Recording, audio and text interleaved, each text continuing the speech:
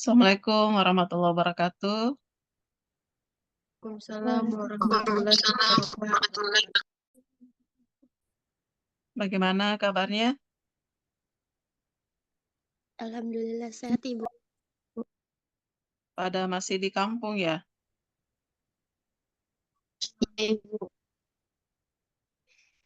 Oke, baik. Eh, baik, Alhamdulillah puji syukur kita panjatkan kepada Allah Subhanahu wa Ta'ala. Di pagi hari ini kita bisa bertemu kembali di mata kuliah akuntansi manajemen. Hari ini kita akan berdiskusi masih mengenai manajemen persediaan, tapi kita lebih ke manajemen persediaan dengan metode yang lebih modern. Nah, di pertemuan sebelumnya kita sudah belajar untuk menganalisis, menghitung manajemen persediaan yang menggunakan metode tradisional atau memakai formula EOQ dan reorder point-nya. Nah, kalau hari ini kita akan membahas mengenai just in time. Kemarin kita sudah sempat menyinggung terkait metode just in time ini dan kalau melihat penerapannya sudah banyak perusahaan yang menerapkan metode just in time ini. Sebentar kita akan berdiskusi banyak mengenai just in time. Tapi sebelumnya mari kita bersama-sama mengirimkan sholawat dan salam kepada Rasulullah Sallallahu Alaihi Wasallam, Nabi yang menjadi teladan kita bersama. Baik, terkait metode just in time, ini dia lebih ke arah efisiensi eh, persediaan. Jadi meminimalisir persediaan, baik itu persediaan bahan baku, kemudian barang jadinya juga. Dan bisa dikatakan persediaan barang dalam prosesnya itu bisa dikatakan tidak ada. Gitu. Kenapa? Karena dari segi namanya, just in time, kalau kita artikan secara langsung saja, just terkait dengan bagaimana mempertimbangkan waktu pemesanan, waktu pengirimannya. Jadi di sini kita banyak mempertimbangkan mengenai waktu dari proses produksi, pembelian, dan alur proses operasional perusahaan. Oke, saya akan share screen terlebih dahulu.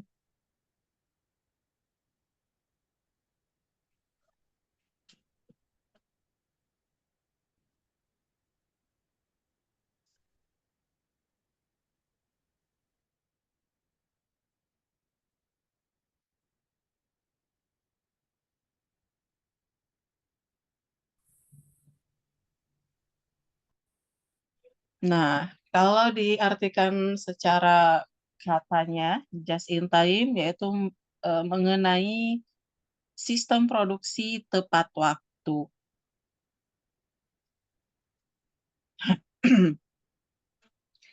Dari sejarahnya, pertama kali just in time ini dikembangkan oleh Toyota Motor Corporation. Mungkin ada di antara teman-teman yang menjadi konsumen dari produknya Toyota. Ya.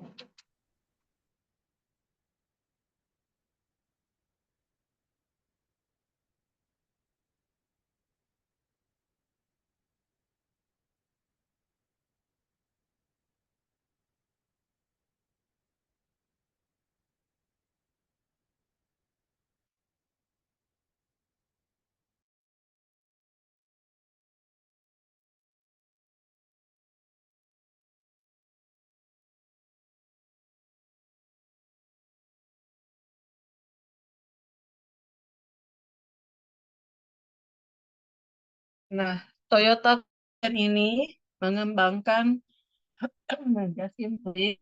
Ini tujuannya itu bagaimana mengurangi biaya atau memperbaiki produktivitas dengan cara menghilangkan pemborosan. Jadi kalau just in time, em, ada beberapa biaya-biaya yang terpangkas dibandingkan dengan metode tradisional. Nah, untuk pengembangannya ya, saat ini just in time ini dikatakan produk tanpa persediaan. Jadi kalau kita membayangkan saja produk-produknya Toyota kan biasanya mobil atau mesin-mesin. Nah, kalau misalnya Toyota Corporation menggunakan EOKI, dia banyak menyimpan spare partnya di gudang bahan bakunya. Kemudian dia juga menyimpan banyak produk di barang jadinya, tentu saja ini tidak efisien. Malah akan menimbulkan pemborosan biaya. Nah, jadi Toyota Motor Corporation ini mulai mengembangkan just in time. Jadi dia hanya memproduksi sejumlah mobil atau produk yang lainnya sesuai dengan permintaannya konsumen supaya persediaan diminimalisir. Nah, just in time juga memperhatikan keseluruhan sistem produksi sehingga komponen yang bebas dari cacat dapat disediakan untuk tingkat produksi selanjutnya, tepat ketika mereka dibutuhkan. Artinya just in time ini tidak terlambat produknya dan tidak juga terlalu cepat. Nah, keseluruhan sistem produksi seperti yang teman-teman bisa analisis, misalnya kalau produknya Toyota ketika ingin membuat satu unit mobil, itu kan ada rangkaian proses produksi yang masuk di dalamnya. Awalnya kan dia hanya berbentuk spare part yang terpisah. Kemudian tahapan produksi berikutnya ya menggabungkan beberapa spare part yang sama, misalnya bagian rangkanya, bagian mesinnya, kemudian bagian badan dari si mobil tersebut itu kan bagian proses-proses produksi. Setelah itu dirakit lagi secara keseluruhan, setelah itu mungkin dilakukan pengecetan, setelah itu ada tahapan berikutnya lagi. Nah, di setiap tahapan produksi ini, produk cacat ini diminimalisir. Jadi kalau misalnya di bagian tahap pertama sudah cacat, maka itu tidak diteruskan. Supaya di tahap berikutnya, ini produk cacat ini tidak muncul lagi. Nah, dari pengertiannya, just in time merupakan sistem produksi atau sistem manajemen fabrikasi modern yang pada prinsipnya, nah ini yang menjadi kalimat kunci untuk just in time ya. Hanya memproduksi jenis barang yang diminta, sejumlah yang diperlukan pada saat dibutuhkan oleh konsumen. Jadi ini terkait 3 hal. Jenis barangnya hanya jenis barang yang diminta oleh konsumen. Kemudian jumlahnya juga sesuai yang diminta dan pada saat waktu yang dibutuhkan oleh konsumen. Jadi jenis, jumlah, dan waktu. Makanya dia just in time, tepat sesuai dengan keinginannya konsumen. Oke, nah ini ada 4 konsep dasar mengenai just in time. Seperti tadi disampaikan di pengertiannya, produksi just in time itu memproduksi apa yang dibutuhkan hanya pada saat dibutuhkan dan dalam jumlah yang diperlukan. Kemudian konsep kedua, autonomasi merupakan suatu unit pengendalian cacat secara otomatis yang tidak memungkinkan unit cacat mengalir ke proses berikutnya. Ya, contohnya tadi yang saya sampaikan di awal ya, bahwa kalau produksi itu kan ada satu proses produksi, ada tahapan-tahapan produksinya. Nah, setiap tahapan produksi ini ada proses autonomasi. Jadi unit cacat ini tidak akan lanjut ke proses tahapan berikut kalau sudah diidentifikasi cacat. Nah, karena tadi dikatakan di konsep pertama bahwa kita hanya memproduksi sejumlah yang diminta oleh konsumen, maka dari segi tenaga kerja ini juga lebih fleksibel. Kalau permintaannya konsumen banyak, maka tenaga kerja yang kita butuhkan juga lebih banyak. Sedangkan kalau sebaliknya, kalau permintaannya konsumen sedikit, tentu saja tenaga kerja juga lebih sedikit. Nah, fleksibel di sini adalah bagaimana mengubah jumlah pekerja sesuai dengan fluktuasi permintaan. Lalu konsep keempat, nah, untuk just in time ini perusahaan perlu berpikir secara kreatif dan menampung saran-saran dari karyawan. Kenapa dia kreatif? eh Tadi dipertimbangkan untuk jenis produksi kita hanya memproduksi sejumlah yang dibutuhkan oleh konsumen. Jadi kalau perusahaan misalnya hanya sedikit yang diminta konsumen secara terus-menerus, tentu saja ini akan berakibat ke laporan keuangan, laporan laba ruginya perusahaan.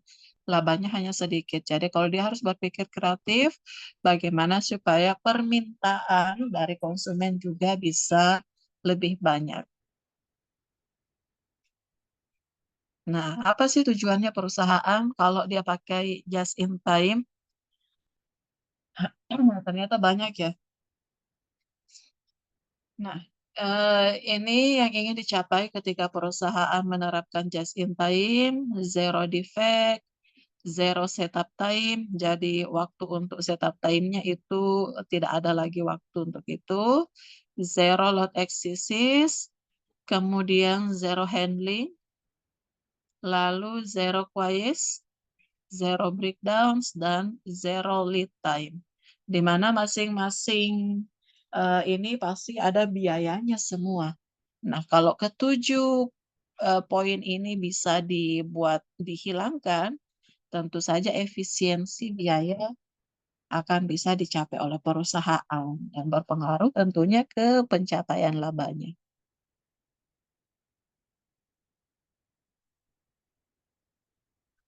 Nah, apa saja yang perlu diperhatikan dalam just in time? Karena kita perlu mempertimbangkan ini. Eh, Bagaimana kalau misalnya tiba-tiba perusahaan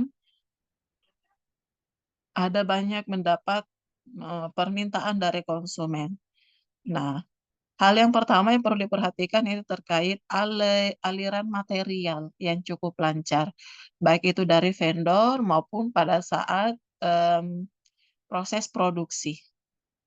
Nah, kemudian pengurangan waktu setupnya, lalu pengurangan lead time dari vendor. Jadi kalau di sini juga dibutuhkan kreativitas dari perusahaan, bagaimana pemilihan vendor yang betul-betul siap dan lead time-nya lebih sedikit, lebih singkat dibandingkan metode yang tradisional.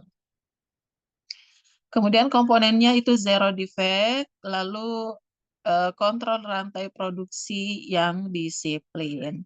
Rantai produksi tadi yang saya maksud ya teman-teman, yang tahap 1, tahap 2, tahap 3, gitu. Oke.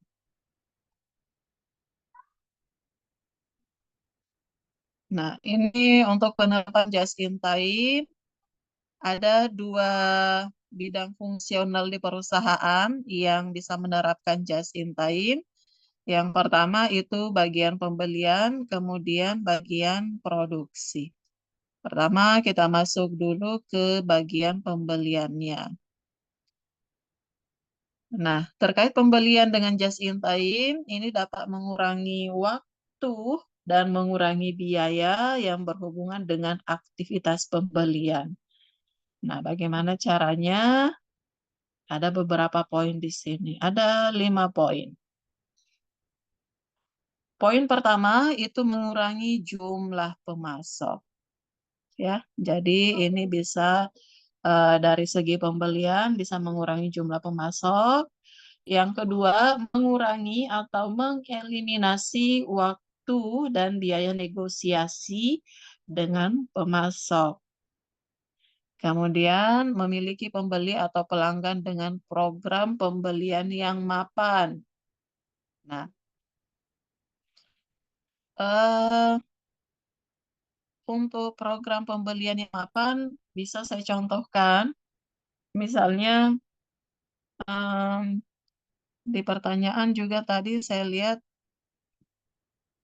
ada tadi yang bertanya apa ya?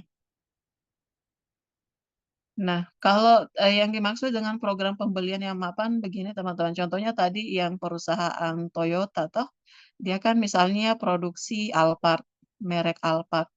Nah, kalau misalnya teman-teman mau beli Alphard, misalnya mau beli 5 Alphard, apakah itu ada di showroomnya semua? Nah, belum tentu.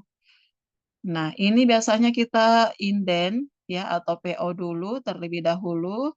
Jadi misalnya ada permintaan 10 Alphard di Kota Makassar, kemudian ada 10 permintaan lagi di Kabupaten Goa, ada 5 permintaan di Kabupaten Maros misalnya. Berarti untuk pemenuhan kebutuhan konsumen ini, si perusahaan Toyota akan memproduksi 25 unit di bulan depan misalnya akan memproduksi itu untuk memenuhi kebutuhan dari pelanggan gitu. Jadi ini yang dimaksud dengan program pembelian yang mapan. Nah, kemudian mengeliminasi atau mengurangi kegiatan dan biaya yang tidak bernilai tambah.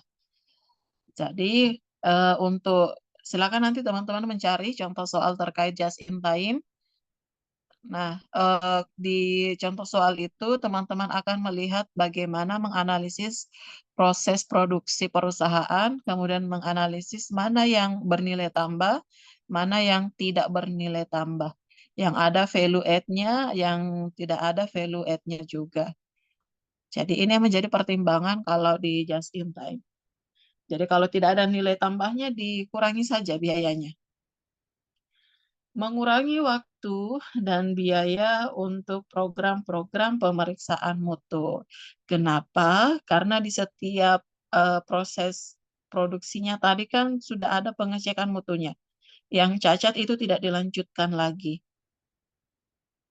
Jadi program pemeriksaan mutu di akhir itu bisa dikurangi.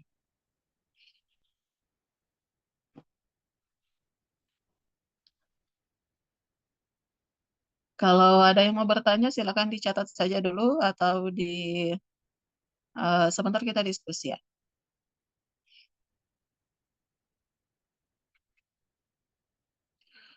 Baik, itu tadi dari segi pembelian, kita masuk ke segi produksi just in time-nya.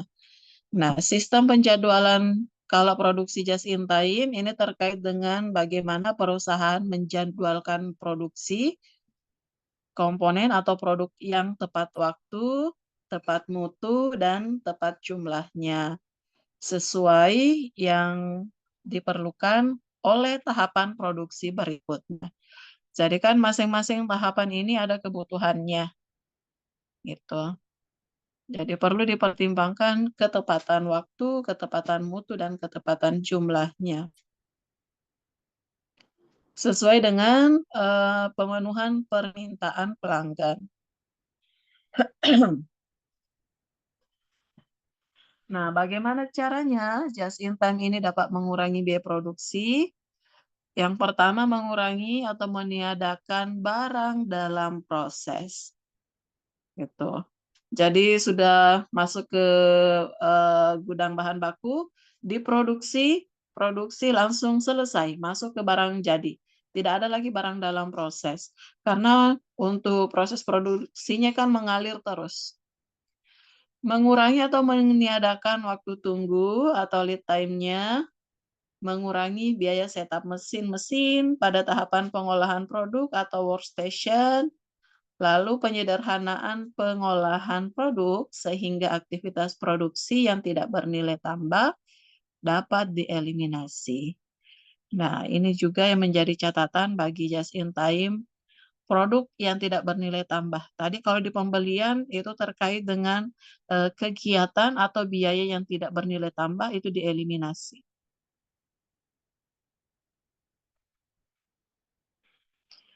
Nah, efisiensi dalam produksi just in time ini bisa terkait dengan waktu tunggu karena tadi bisa dieliminasi ya. Persediaan barang proses dan produk jadinya juga bisa efisien. Waktu perpindahan antar proses produksi juga bisa diefisienkan. Begitu juga dengan tenaga kerja langsung dan tidak langsung, karena kita hanya mempekerjakan tenaga kerja sesuai dengan berapa jumlah yang akan diproduksi.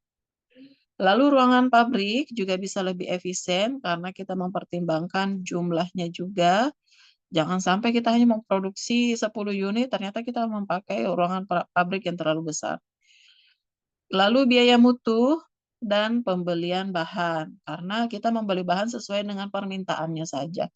Tidak mungkin misalnya perusahaan Toyota hanya mau memproduksi 25 unit, dia membeli bahannya lebih dari itu. Mau dibuat apa? Padahal kan belum ada permintaan dari konsumen. Nah, ini pengaruh just in time pada sistem akuntansi biaya dan manajemen. Sudah Makidi ini pelajari ya. Cost pools, cost driver, itu semua berkaitan dengan just in time ini. Nah, ketelusuran langsung sejumlah biaya dapat ditingkatkan. Artinya, eh, biaya-biaya yang terjadi pada saat proses produksi itu bisa ditelusuri, cost drivernya. Kemudian bisa mengeliminasi atau mengurangi kelompok biaya atau cost pools untuk aktivitas tidak langsung. Kemudian mengurangi frekuensi perhitungan dan pelaporan informasi selisih biaya tenaga kerja dan overhead pabrik secara individual. Lalu mengurangi keterincian informasi yang dicatat dalam work ticket. Nah, apa dampaknya penggunaan just in time dalam pemanufakturan? Meningkatkan keterlacakan atau ketelusuran biaya, cost drivernya bisa lebih ditingkatkan. Kalau cost drivernya ditingkatkan, kita bisa menganalisis yang mana biaya-biaya yang bisa dieliminasi. Meningkatkan akurasi perhitungan biaya produk. Nah, ini akan berdampak ke perhitungan berapa biaya harga jualnya gitu. Mengurangi perlunya alokasi pusat biaya jasa atau departemen jasa, mengubah perilaku dan relatif pentingnya tenaga kerja langsung, mempengaruhi sistem penentuan harga pokok pesanan dan harga pokok proses. Sudah kita pelajari ini deh di biaya, bagaimana menentukan harga pokok pesanan dan harga pokok proses. Ini pasti akan berbeda pertimbangannya kalau menggunakan just in time dengan menggunakan metode yang tradisional. Nah, ini perbedaan just in time dan pemanufakturan tradisional.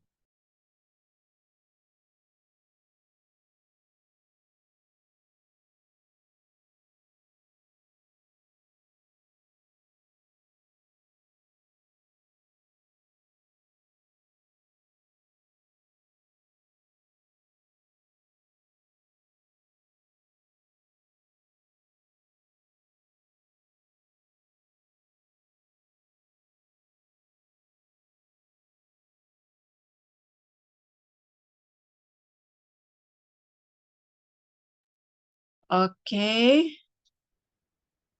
Nah, kalau ada beberapa ya yang membedakan just in time dengan pemanufakturan tradisional. Kalau just in time, dia menggunakan sistem tarikan permintaan, demand pool. Kayak tadi, berapa permintaannya konsumen ya, sebesar itu yang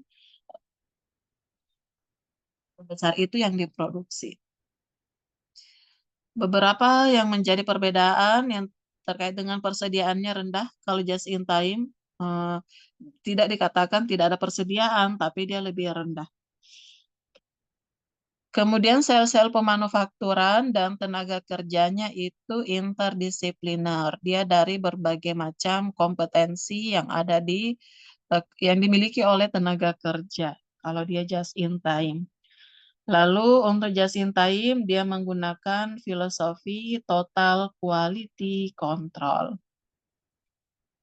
Sudah dapat ke ini Tekuichi, total quality control, bagaimana pengawasan kualitas? Nah, ini ya, kita bisa lihat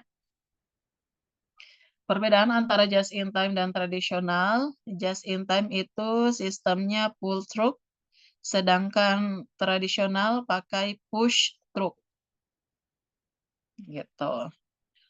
Lalu just in time persediaannya tidak signifikan, kemudian sedangkan tradisional persediaannya signifikan. Just in time menggunakan sel-sel pemanufakturan, artinya dia ini yang proses produksi itu ya, aliran produksi. Lalu tradisional itu berstruktur departemen, misalnya ada departemen gudang, departemen produksi, departemen barang jadi, gitu. Lalu just in time, tenaga kerjanya itu terinterdisipliner, kemudian sedangkan tradisional, tenaga kerjanya terspesialisasi. Maksudnya kalau di gudang ya spesialisasi orang-orang yang bisa mengerjakan bagian persediaan, perhitungan persediaan, analisis persediaan. Di produksi juga seperti itu. Kemudian bagian barang jadi seperti itu juga. Di barang jadi baru aliran mutunya, mutu produknya baru dianalisis. Sedangkan kalau di just in time di setiap aliran proses produksinya di situ ada bagian mutunya. Just in time menggunakan pengendalian mutu atau TQC, sedangkan tradisional menggunakan acceptable quality level. Untuk just in time dia desentralisasi jasa, sedangkan tradisional dia sentralisasi jasa. Itu perbedaannya ya.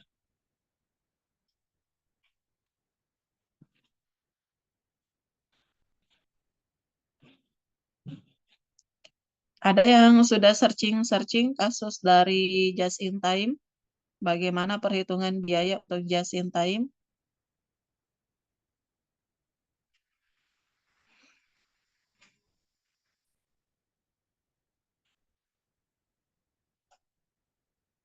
Nah, ini contoh kasus penerapan Susi House, penerapan just in time di perusahaan Susi House. The apa kalau 100 ya? 100. 100 yen Sushi House bukanlah sebuah restoran biasa. Restoran ini memiliki produktivitas yang sangat tinggi di Jepang. Saat kita memasuki restoran tersebut, kita akan disambut dengan kata-kata iratashai, sebuah ucapan selamat datang dari siapapun yang bekerja dalam toko tersebut, baik yang memasak, pelayan, pemilik, dan anak-anak pemiliknya. Rumah ini memiliki ciri khas berbentuk elipsoid yang melayani daerah di pertengahan ruangan, di mana 3 atau 4 koki yang sibuk mempersiapkan sushi. Sekitar 30 tempat duduk mengelilingi daerah penyajian. Nah, selanjutnya ada seorang pria membawa 8 piring dengan rapi. Ketika dia akan pergi, kasir mengamatinya dan berkata, 800 yen. Kasir tidak memiliki kas register karena dia hanya menghitung jumlah piring, kemudian mengalikannya dengan 100. Pada saat pelanggan pergi, terdengar ucapan arigato gozaimasu dari semua pekerja. Nah, Sushi House ini dari segi just in time yang diterapkan, produk yang dibuat yaitu sushi yang dibuat oleh para koki Mereka membuatnya sesuai dengan berapa permintaan dari pelanggan.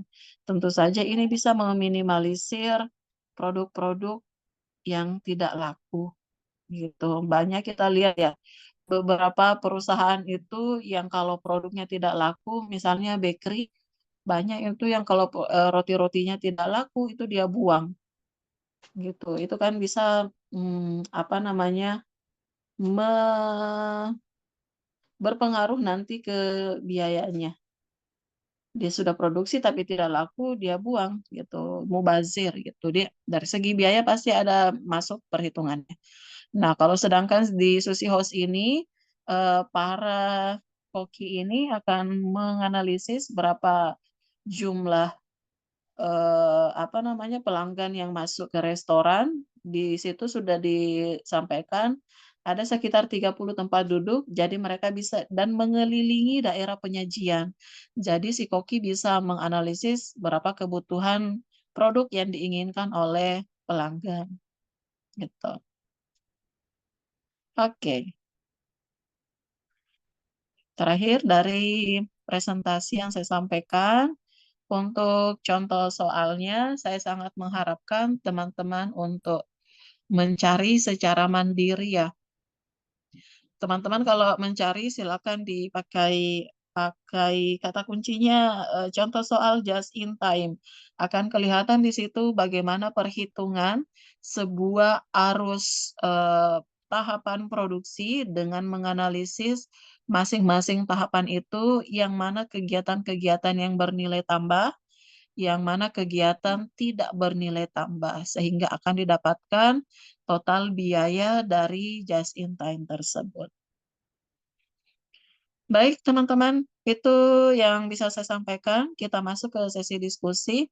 Sekiranya teman-teman ada pertanyaan yang mau didiskusikan, ada yang mau dikonfirmasi, saya persilakan.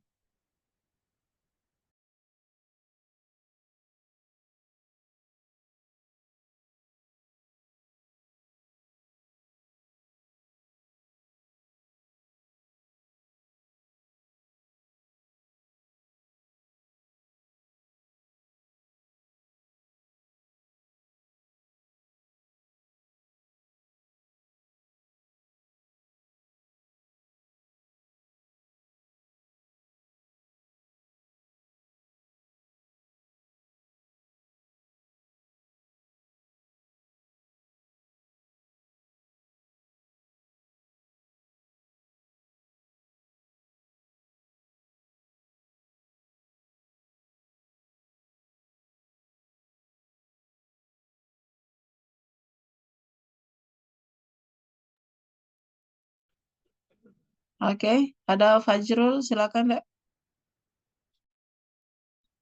Baik Ibu, terima kasih atas kesempatan yang diberikan.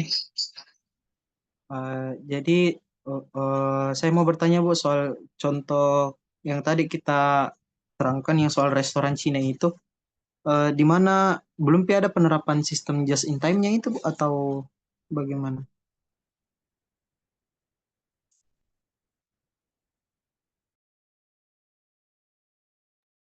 Oke, ada pertanyaannya dari Fajrul. Bagaimana tadi dengan contoh kasus penerapan yang restoran Cina itu, yang Sushi House? Bagaimana analisis dari just in time-nya? Teman-teman, ada yang bisa membantu jawab?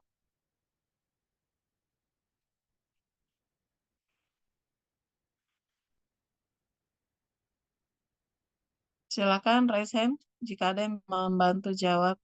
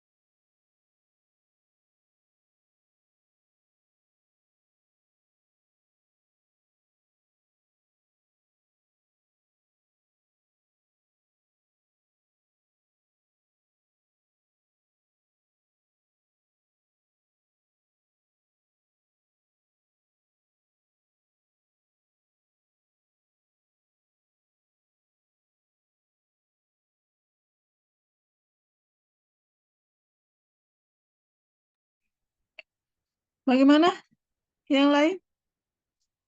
Dari kasus tadi ada yang bisa kita amati terkait just in time? Bagaimana sebuah perusahaan sushi dia menyiapkan sesuai dengan berapa jumlah pelanggannya. Ada dari dia di kolom chat. Ah, penerapan just in time-nya sudah ada pada saat Koki menyediakan susinya. Ada 30 kursi yang mengelilingi, jadi secara langsung Koki bisa menyediakan jumlah permintaan yang diminta oleh pelanggan. Gitu. Ya. Jadi seperti itu deh, Fajrul, akan kelihatan. Jadi di sini kan just in time kita meminimalisir persediaan dalam proses, lalu kita meminimalisir biaya dan aktivitas yang tidak bernilai tambah. Apa itu? Misalnya kegiatan yang tidak bernilai tambah yang memproduksi terus tanpa ada permintaan dari pelanggan. Kalau misalnya kokinya ini cekatan sekali, pelanggannya yang duduk di depannya itu hanya ada 5, sementara kelima kokinya produksi terus, dan ternyata tidak ada pelanggan lain yang datang, kan akan mubazir dari produksinya. Nah, sedangkan kalau dilihat dari posisi restorannya, di mana koki bisa melihat secara langsung berapa jumlah pelanggan yang datang, kemudian eh, dia bisa memproduksi sejumlah permintaannya pelanggan. Tidak ada lagi persediaan bahan jadinya, produk jadinya. Jadi yang diproduksi langsung dikonsumsi oleh si pelanggannya. Gitu. Kayak tadi, tidak ada lagi barang-barang mubazir yang terbuang, karena itu kan ada biaya-biaya yang keluar dari situ.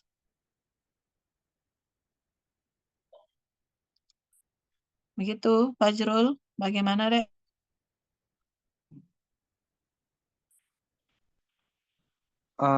Iya Bu, saya eh, pemahamanku tadi itu soal ini just in time, dia itu bisa dikatakan just in time ketika sudah meminimalisir nih bahan baku yang mau dia sediakan.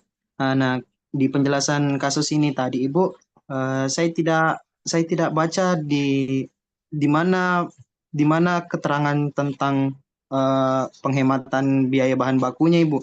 Dia itu cuman lakukan eh, masak atau dia membuat makanan ketika ada yang minta Bu, tapi tidak ada situ keterangan untuk berapa memang persediaan bahan bakunya. Kita kan tidak tahu persediaan bahan bakunya di dapur itu berapa. Mungkinkah sudah memang mie lebih lebih atau bagaimana Bu? Jadi pemahamanku tadi just in time seperti itu. Terima kasih. Oke, ya. Em, saya tambahkan juga, kalau just in time itu tadi dikatakan tidak ada persediaan sama sekali, tetapi meminimalisir atau mengefisienkan biaya persediaan, biaya penyimpanan. Nah, jadi kita ada biaya-biaya yang tidak bernilai tambah itu dieliminasi, tidak dihilangkan sama sekali. Gitu ya. Baik. Teman-teman yang lain, ada yang mau kita tanyakan?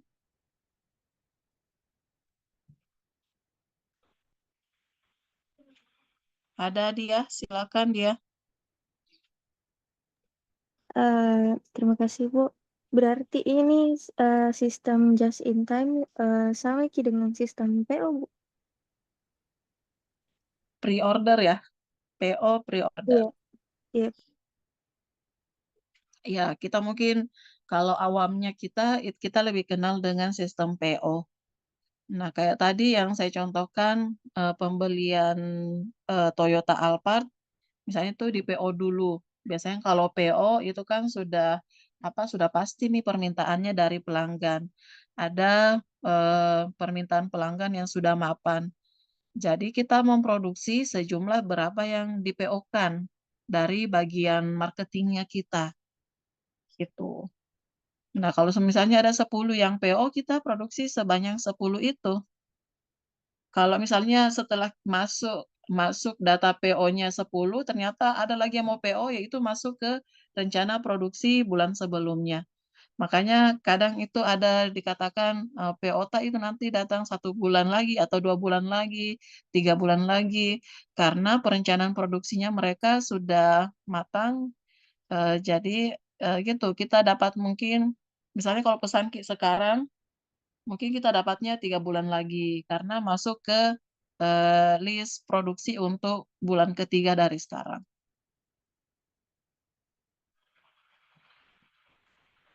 Kalau di bahasa akuntansinya kita pakai just in time.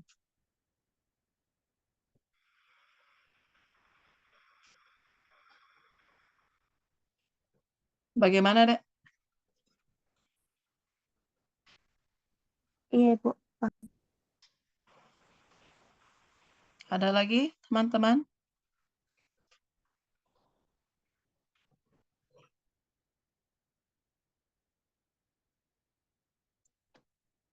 Oke, nah saya mau tekankan di sini bahwa bukan sebagai akuntan, tugas kita di sini adalah bagaimana menganalisis terkait biaya-biayanya, efisiensi biayanya, kemudian dari segi biaya produksinya, biaya persediaannya, tugas kita di situ ya. Mengenai jumlah berapa yang diminta oleh konsumen, itu ada tanggung jawab tersendiri dalam perusahaan. Biasanya bagian marketing atau bagian yang lain. Kita di sini bertanggung jawab untuk menganalisis biaya-biaya yang muncul dengan penggunaan metode just in time di perusahaan. Nah, artinya bahwa teman-teman perlu memperkuat sebelum masuk ke just in time ini, tentu saja teman-teman harus memperkuat fondasi di akuntansi biaya, karena tidak bisa melakukan penelusuran biaya, membedakan, mengurangi departemen biaya atau cost pools-nya, cost driver-nya. Kalau di akuntansi biayata itu belum terlalu kita pahami. Jadi saran saya ini kan saling berkaitan semua. Akuntansi biaya, akuntansi manajemen, akuntansi keuangan baik itu menengah atau intermediate sampai dengan lanjutan itu saling terkait semua. Jadi teman-teman perkuat basic sebagai seorang calon-calon akuntan supaya nanti bisa lebih berkualitas analisis nanti. Oke, ada lagi pertanyaan, Dek? Sebelum kita akhiri.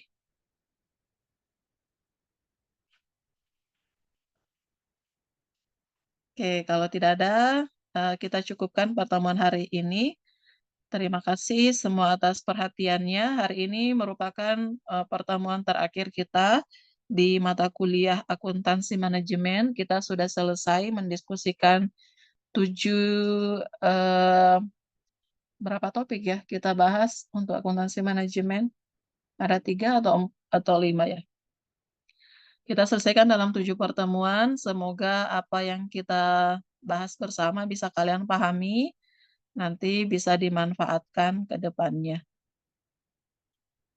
Mohon maaf juga kalau dalam proses pembelajaran kita mungkin ada kekurangan, ada ucapan saya yang kurang berkenan. Sekiranya saya juga manusia biasa yang masih terus belajar. Insya Allah minggu depan kita akan evaluasi untuk 7 pertemuan terakhir. Saya harapkan ketua tingkatnya bisa berkoordinasi dengan kelas lain ya. Jadi nanti kita ujiannya bersamaan. Kalau kelas F, DEF, kelas DEF. Nanti kita koordinasi dengan kelas itu hari apa bisa ujian bersamaan.